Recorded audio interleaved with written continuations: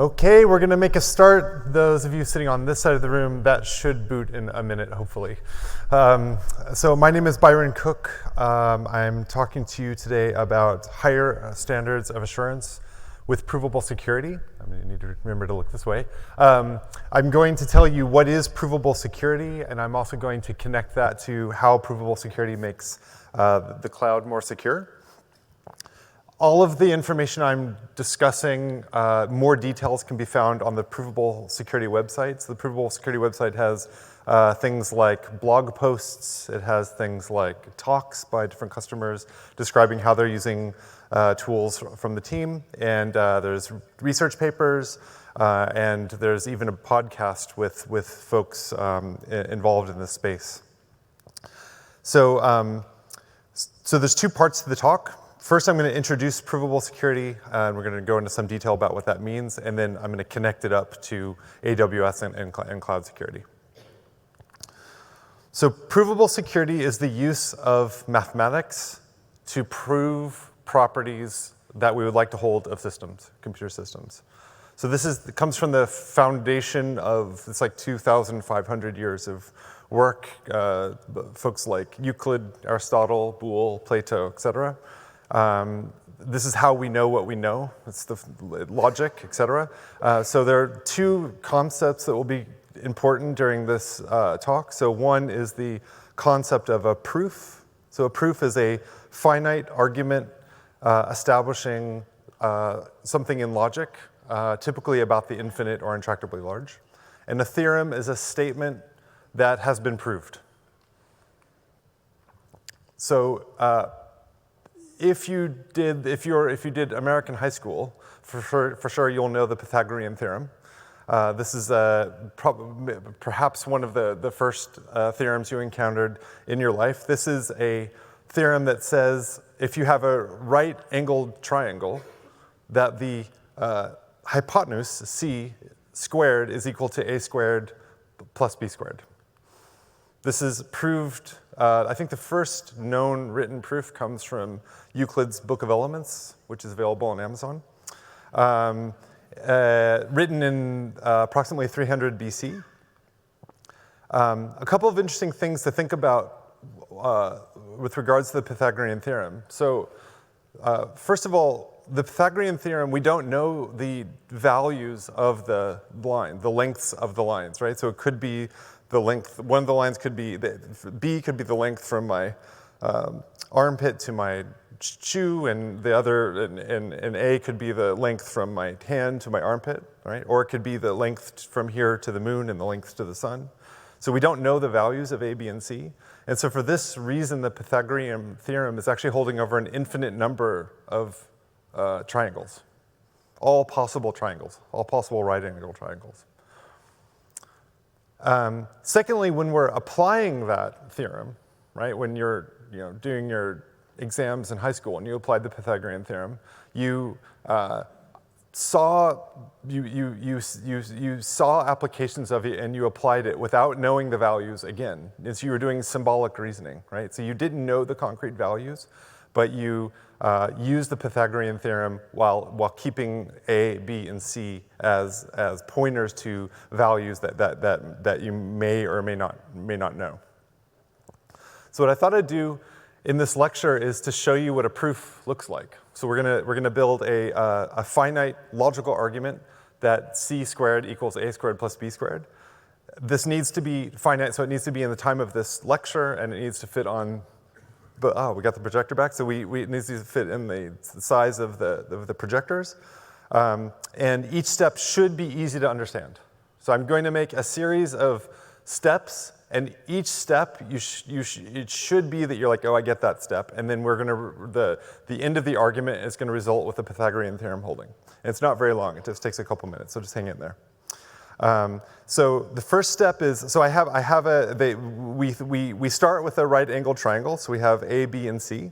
And the first step is to build a rectangle. So imagine we have a house, right? And the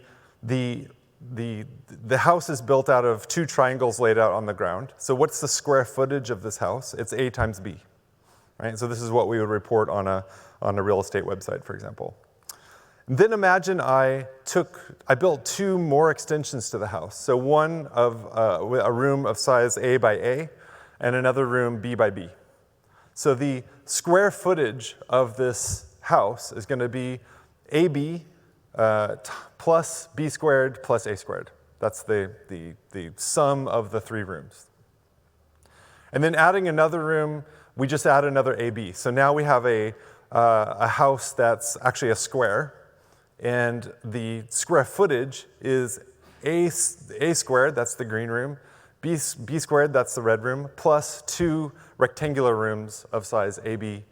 And so it's A squared plus B squared plus AB plus AB. So now I'm just shifting the rooms back and forth, right? So this doesn't affect the square footage. Doesn't matter where the rooms are oriented in the house. It's still B squared plus A squared plus AB plus AB.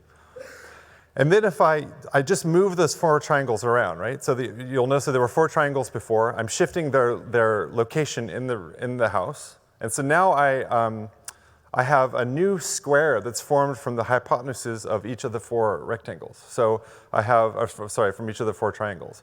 So now I have, it should be clear now that the square footage of the house is also C squared plus AB plus AB. So that's another way of viewing it. And so now if we eliminate, and perhaps you know from pretty early on in mathematics, you can just eliminate, if you eliminate the same thing from both sides of the equation, then the equation still holds. And so now we can see that A squared plus B squared equals C squared. And so we've proved the theorem. And I've built a finite argument, which hopefully each step along the way, you understood that the step held, and I worked my way from a triangle to the Pythagorean theorem holding.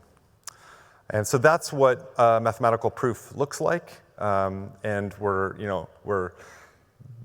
the proof was written down. The first proof that I know of is 300 BC, and then we went through the proof again. And so this highlights, by the way, something that's going to be very interesting from a cloud security perspective, the difference between finding a proof and auditing a proof. So the finding a proof is a creative effort. It's computationally undecidable or intractable, typically, and it's involves heuristics. It involves seeing patterns when looking at mathematical structures, but it only needs to be done once, so long as you've safely stored it. And there are some tragic cases where proofs are found and then lost. So for example, Fermat's last theorem was supposedly proved in 1637, but the next time we saw a proof written down was 357 years later.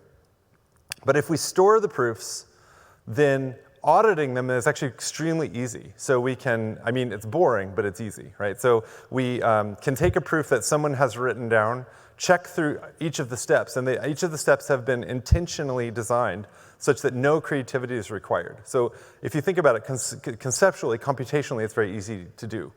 And so it's a great task for computers to check proofs. And then these proofs are audited frequently. So usually every high school student in the US learns the Pythagorean Theorem. So repeat it often, and it's easy to do. And then there are a number of proofs there are a number of conjectures for which we have no proof currently. So there are unsolved problems. There's a couple. And then that connects to the next step, which is automated reasoning. So automated reasoning is the use of algorithms to find proofs. So now we write code to either find proofs or audit proofs, right? So and the algorithms are using mathematical logic as the underlying data structure. So we're trying to construct things that make sense in mathematical logic, and that's automated reasoning. So like there was the creative search by humans for proofs and the auditing of proofs, we can do both with software. So algorithmic search uses sophisticated heuristics. It's typically undecidable, incomplete, p-space, due to the intractability or undecidability of the problem, the tools will sometimes come back and say, I don't know the answer. So you can apply a tool to a problem. It may come back and say, I don't know, or it may say, there is no proof. Here's a counterexample, or it may say, I have found a proof. And then the algorithmic auditing of proofs is actually relatively easy, and there's a lot of tools for doing this. So the idea is you have a simple, small, easy to understand, many eyes have looked at the algorithm that checks the proof, and then you can apply that code to the proof that's been found. So let's look at an example. So is error reachable? I'm going to give you a moment to think about it. What values of the variables would lead to error, to a call to error? Is this a valuation of the variables? No, because W is greater than X, not less than X. What if I try and fix it by making X bigger? Nope. Now X is greater than Y. So we only have a few more cases to go if we are looking at 32-bit integers. So this is the, we have 5 variables. They're each 32-bit integers. So it's 2 to the 5 times 32 possible cases. We've looked at 2. So if we want to enumerate using this method to try and show that error is unreachable or to find a case where error is reachable, we have a long way to go. And keep in mind, if we're considering unbounded integers, for example, in the case of cryptography, we use big numbers, then this method of exploring, of enumerating all the possible cases won't end in, we won't know that error is unreachable. We might be able to find a case where error is reachable, but we cannot show via enumerative search that error is unreachable in the case where the values range over arbitrary length integers. So what we can do is we can use proof instead. And so I'm going to allude to the existence of some very high performance solvers which take problems of this form and solve them quickly. I'm going to show you kind of how they work. So what we're going to do is we're going to assume that the formula from the conditional expression is true, and we're going to try and derive false. And a derivation has a particular structure. So it's a tree structure in this case, where we case split. So we case split on phi, we case split on sigma, et cetera. And I'm going to show you an example in a moment, where the formula is false if all of the leaves on the tree are false. And each piece of this tree has a very regular structure, and there are rules about how the tree should be constructed. And if we fail to derive false, then often that leads to an assignment. And this is a very high performance way of finding a set of values that we can use. So we case split, and the magic is in the choice of the case split. So the problem is intractable and NP-complete in the case of propositional logic. But there are heuristics for the selection of what we case split on. That makes things go fast. So let's build a tree. So I'm going to case split on x greater than or equal to z, and I know why that's a good choice. So that's where the magic's at.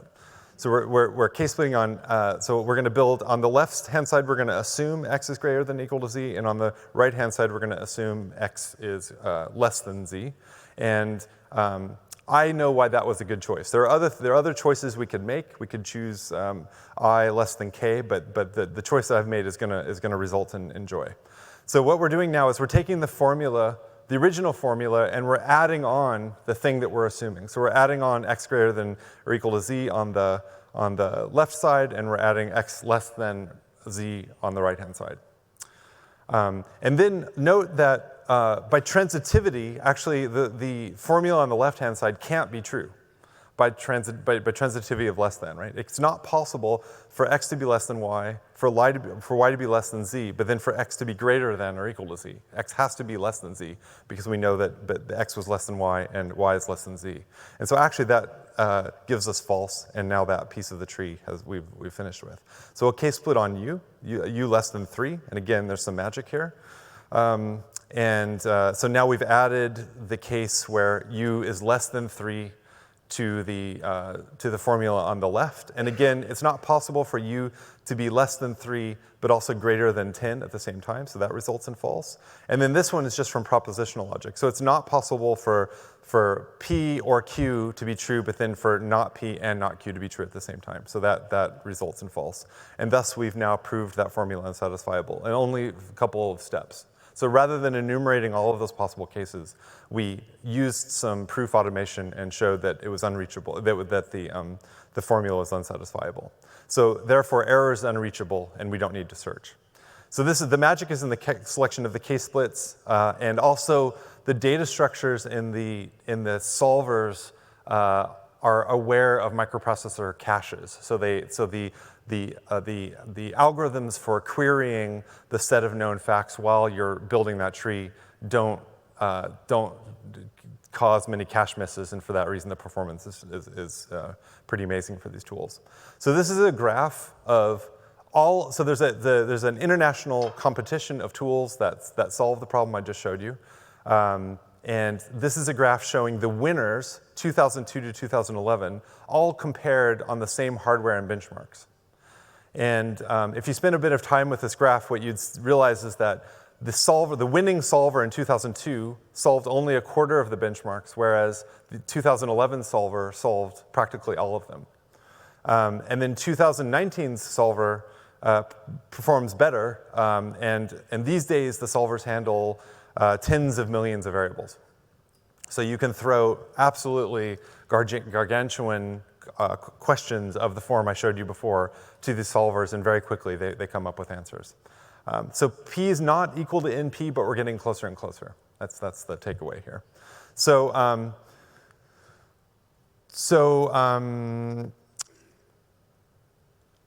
now let's talk about auditing. So that proof search that we performed creates a tree that then we can audit, right? And so the tools for auditing proofs that have been found undergo intense scrutiny by the logic community, whereas the tools that find the proofs are done by the super hackers, right? So they produce proofs, and then the proofs are audited by independent tools, and that's kind of how things go. So the tools that are checking the proofs are things like Coq, Isabelle, Hall-Light, et cetera.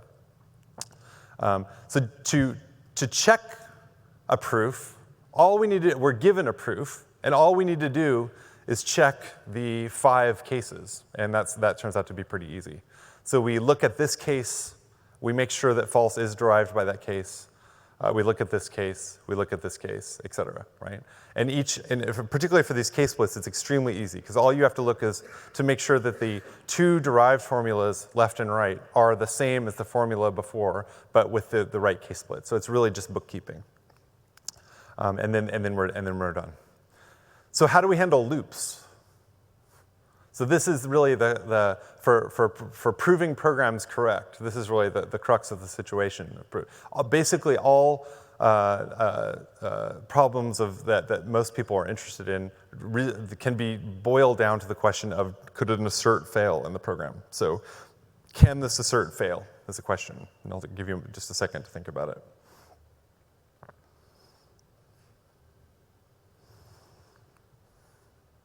So we're assuming that the variables range over the mathematical integers. So when we have proofs of programs with loops, the proofs actually have loops in them. So we no longer have trees, we have graphs.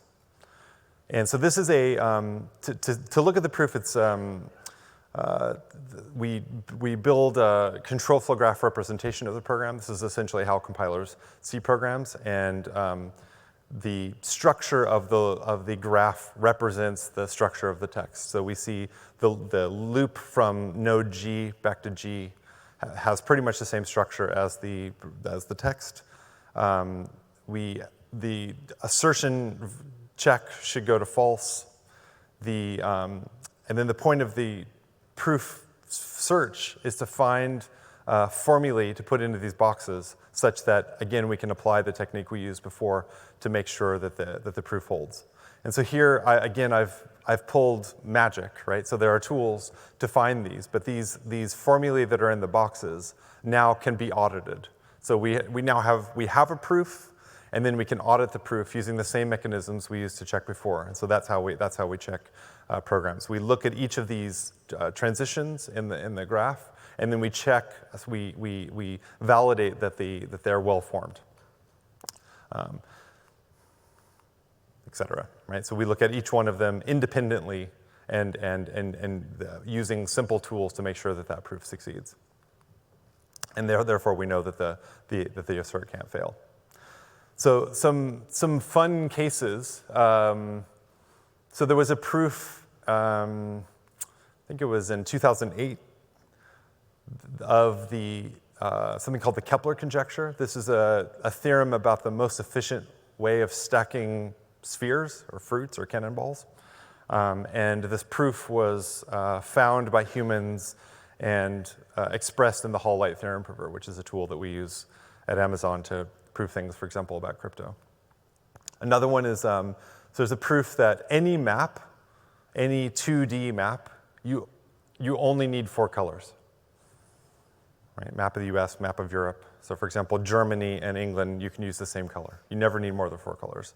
And so there's a proof that was mechanized, was put into a theorem prover that checks all of the details in 2015 by George Gontier. And then this solvers I was alluding to before, where there was a competition, there was a parallel stat solver that found a proof of the Pythagorean triples problem in 2016, and that the proof it found actually was 200 terabytes in size. So that's provable security. So now let's connect that up to the cloud, since we're here for cloud security and this is not a mathematics conference. In AWS, we're using these techniques to prove properties that we would like to hold of networks and policies and programs and protocols. And we consider all possible executions, all possible context requests, all possible configurations. And we're using, similarly to how Euclid reasoned about all possible triangles, we're using essentially the same techniques.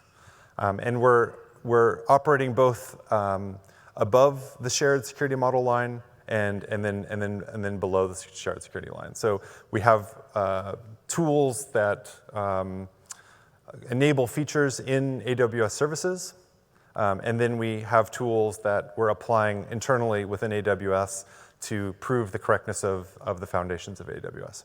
So for example, proofs about virtualization, crypto, networking, et cetera. So let's look at an example. So there's a blog post that you can find on the Provable Security website that's about reasoning about networks.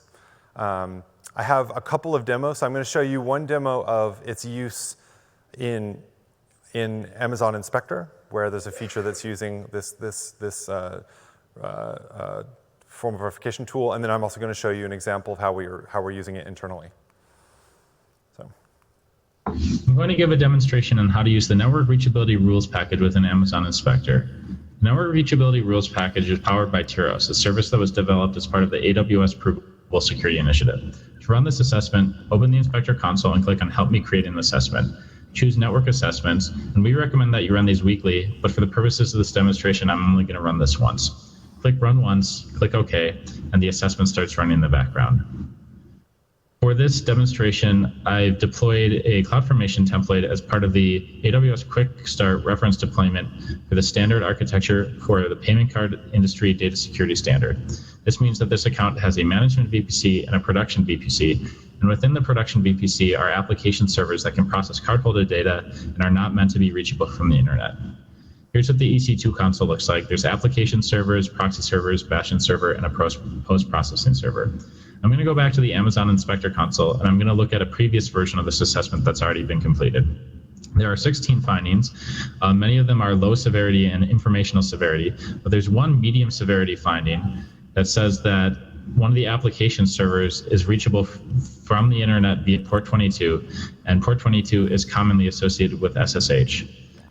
I'm going to click, it's recommending that I click on go into the security group and remove access to the internet on port 22. I'm going to click on the security group. I'm going to look up the inbound rules, and there is one rule that allows traffic from everywhere on the internet to SSH to this instance. If I remove this rule and run the assessment again, then I'll no longer have this medium severity finding. So that's based on a tool called Tiros. On the Provable Security website, you'll find a pointer to a scientific paper that outlines how this works. Essentially, it takes the semantics of EC2 networking, expresses them in logic, and then we use one of 3 different theorem provers to answer questions and then return the answer. And the underlying solver is as I described with the graphs about proofs. So now I want to show you, give you a hint about how we use it internally. So there's a lot of usage for different possible purposes, but this demo gives us some idea of what that looks like. All right, this is going to be a demo of how you can write Tiros queries to determine if you have any paths for data exfiltration. What I have in this account is 2 route tables, one with a route, it actually doesn't have a route to the IGW. Let me just add in a route to the IGW.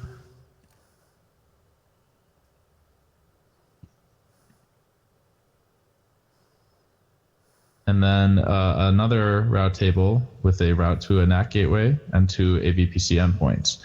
This account also has 2 EC2 instances, 2 ENIs, one associated with an EC2 instance and the other associated with that NAT gateway. And we're going to ask which of these ENIs can connect to the internet using Tiros. Tiros is going to come back and say, just this ENI, the one that starts with 0A1, which is the one that's associated with the EC2 instance. It does not report back the ENI associated with NAT gateways. We don't care about those for this query. And then I'm going to go ahead and I'm going to remove that IGW route that I just added. And I'm going to ask Tiros the same question again, which of these ENIs can connect to the internet? And it's going to come back and say none. There are no ENIs that can connect to the internet. But what if we want to know which of these ENIs can connect to a VPC endpoint via this IP address? So this is an IP address associated with S3, which is routed to that VPC endpoint. And it's going to come back and say the CNI can route traffic to that VPC endpoint. And you can then take this VPC endpoint ID and check its policy using Zellakova to determine if it meets your governance requirements. So he alluded to something called Zellakova, which is another tool we have. So it's this sister tool to Tiros in a sense. It's as Tiros is reasoning about EC2 networks, Zellakova is reasoning about resource policies. And then this tool also facilitates features in services, AWS services. So, for example, IoT Inspector, IoT Device Defender, S3 config rules, et cetera. So I thought I'd show you a couple of those demos also, and then I'll show you a demo of how we're using it internally. So the first is AWS config rules. If you go to AWS config rules, there are various rules that are powered by Zellakova, and the demo should show that. This is an example of using Zellakova to evaluate whether the S3 buckets in my account comply with AWS config rules that I have enabled. In this example, I have enabled 2 rules. This rule checks that all my buckets do not allow public read access. And as you can see, this rule is compliant, meaning that Zellakova guarantees that the bucket policies do not allow public read access. This rule allows me to specify a comma-separated list of S3 actions that I don't want any of my bucket policies to allow. And here I've configured it with S3 delete star. After enabling the rule, Zellakova checked my S3 bucket policies and found that one of my buckets is non-compliant, as you can see here. If I click on it and show the bucket policy, indeed we can see that it allows S3 delete bucket for this principal on my bucket. Now I can go to the S3 console and fix my bucket policy by removing this permission. After I do that, the AWS config rule will automatically be re-evaluated, after which this rule will become compliant. So that's the paper on Zelkova also appears on the AWS Provable Security website. It's describing, again, a reduction of the semantics of resource policies to logic, and then we call a couple of logic solvers. This actually turns out to be a p-space problem because of the combination of strings, disjunction, conjunction, negation, and quantification. And then actually with policy variables, it's actually an X time problem. So, and then again, we're using the solvers that I described in the previous part of the talk. So Zellakova is also the basis of the open bucket warning that you get on the S3 console, and the new feature called block public access, which I'm going to show you a demo of now. This is a demo of the S3 block public access feature. In S3, you can grant access to the data stored in your bucket by writing bucket policies. For example, this policy allows access to this specific account. So if I try to access the data from a different account, my request will be denied. What happens though if I make a mistake and instead write this policy? Now the policy allows access to everyone except this account. So if I try to make the same request as before, access will be granted. The S3 console notifies me that the bucket allows public access, so I can just go in and fix it. But what if I never wanted to end up in this bad state to begin with? This is where block public access comes in. Enabling block public access ensures that you can never attach a policy that allows public access.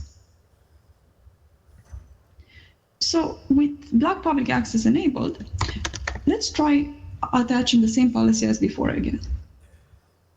We can't. Access is denied. So this bucket is secure now, but what about my other buckets?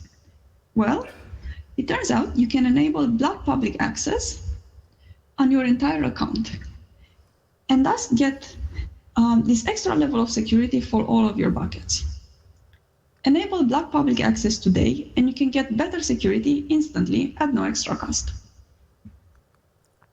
Great, and then as we did for Tiros, we use Zelkova internally to reason about services that are built for AWS, but also on top of AWS. So this is an example of some code written using Zelkova that we're using internally. Here's a utility that checks if any of my KMS keys are accessible from outside of my account. It's powered by Zellakova, which checks that each key policy is less permissive or equivalent to a policy that limits access to only my account.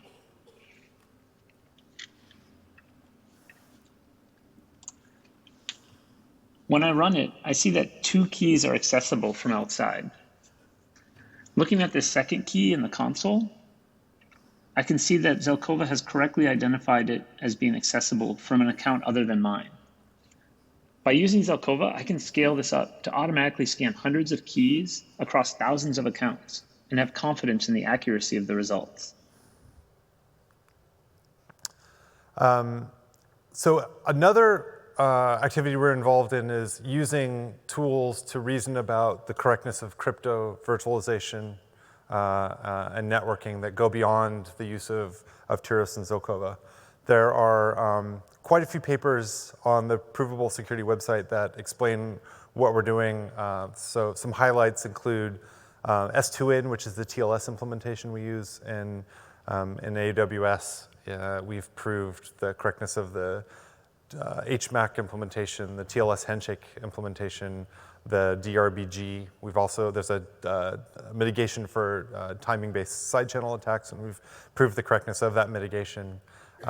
Again, using the techniques that I described before. We've proved memory safety, so the lack of memory corruption in the C code that boots up, the first code that's executed when the machines boot up in the data center. We do a lot of proof on Java 8 code, so there's some discussion in a paper about how we reason about Java code, for example, KMS, S3. And then we end up proving a lot of properties about the designs of system, especially security protocols that are used. So for example, KMS. And so there's a paper about the methodology we're using open there. So I've picked a random demo of this kind of work. This kind of work we use many tools and we're proving many things. This is representative of what that work looks like. So we're doing some work on post-quantum. We're developing libraries for crypto in a world in which quantum computers exist. And this is some proofs. This is an example of proofs of some of that code being developed. In this demo, I will use a SAW proof to verify that I've successfully fixed a bug in a field addition operation used by the site key encapsulation algorithm. On the left, we can see the implementation of fpadd 503. This function performs modular addition over 503-bit numbers A and B, storing the result into C. On the right, we see a mathematical specification of the same operation in our cryptol specification language. The specification is concise because it shares much of its work with other binary field operations. I've already pushed a bad change to GitLab. When I switch to my browser, we can see that my proofs were automatically run and that they returned a counterexample. A counterexample is a collection of input values for which the C program does not match the specification. We can actually run the C program and the cryptol specification on the counterexamples to see exactly how the two differ. This will allow us to track down what's going wrong with our function. If we ran the counterexample, we'd discover that we're missing some carries. We accidentally stopped the second loop one step too soon, missing the carry computation for the final word. Now we can fix the bug and push the fix to the repository to see if the proofs succeed. The bug we found in this case was a correctness bug. Once the proof is complete, we'll have not only shown that our program is correct, we'll have also shown that it is free of undefined behavior, such as dereferencing null pointers or reading from uninitialized memory. We're proving correctness, not simply checking it. This means that a successful proof guarantees both the safety and the correctness for all possible inputs to the function. Once our proof succeeds on CI, both we and other developers will greatly increase our confidence that the function is implemented safely and correctly. We have fully verified 1,000 lines of C that make up the Cyc implementation. This code performs field operations, such as the one we just showed, elliptic curve operations, the shake hash function, as well as the key encapsulation operations themselves. Great. So I hope I've now conveyed what Provable Security is, and I hope I've connected it in your mind to how it makes the cloud more secure. So Provable Security is the use of mathematical logic and automated reasoning, which is algorithms to find proofs in mathematical logic to prove desired properties of our systems. And this provides additional levels of security that we couldn't achieve otherwise. The AWS Provable Security website has pointers to more information, blog posts, talks by customers. So for example, Bridgewater Associates, LogMeIn, Goldman Sachs, all three giving talks about how they're using tools from our group. And then there's scientific papers if you want to delve into the details. And there's a podcast. There are some breakout sessions that you might find interesting. In about an hour from now, in about an hour from now, I'm going to give a talk with the AWS compliance team and Coalfire, which is one of our third-party compliance auditors, about the use of this work to automate compliance checking. So the thing I alluded to in an earlier part of the talk about how there's a difference between finding a proof and checking the proof, so that turns into a way of automating compliance where we can find proofs of controls and then hand the proofs as audit evidence to the auditor, and the auditor can use the simple checking tools to make sure that those proofs hold. And so that's something that we're doing both with Zellakova, Tiros, and also tools that prove correctness of programs. And so I'm going to talk about that soon. There's a talk that should be quite pleasurable at 4:45, so that's Neha Rungta and Eric Brandwein are going to speak about the evolution of automated reasoning technology at AWS. I think that's more about how all of this work came about.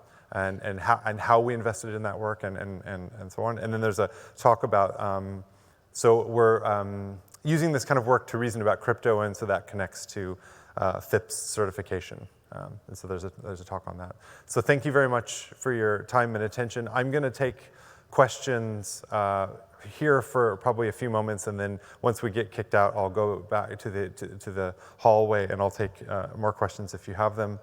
Please complete the survey in your app, and so we can get feedback about what kinds of talks you would like to hear and what kinds of talks you don't want to hear. Thank you.